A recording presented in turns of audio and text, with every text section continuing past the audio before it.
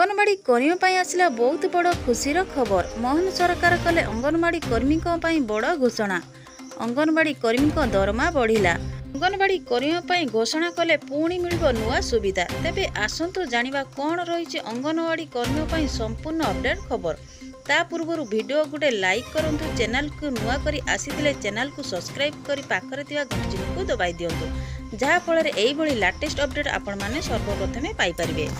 ओडिशा रे अंगनवाड़ी कर्मी और सहायक भौणी माने नुआ सरकार उपरे दृढ़ विश्वास और भरोसा रखिछंती।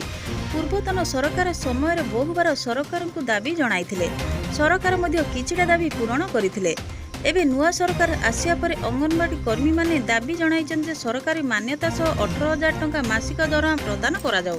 राज्य सरकार अंगनवाड़ी कर्मी और सहायक भौणी मानक दरमा और दाबी गुड़िक नहीं बड़ घोषणा जारी करिसेंती। निकटरे सरकार महिला मानक पई सुभद्रा योजना रे एसओपी जारी करिसेंती, जहाँकि ए नहीं सुभद्रा योजना रे महिला मानक मिलिबो वार्षिक 2टी किस्ती रे 10,000 टंका।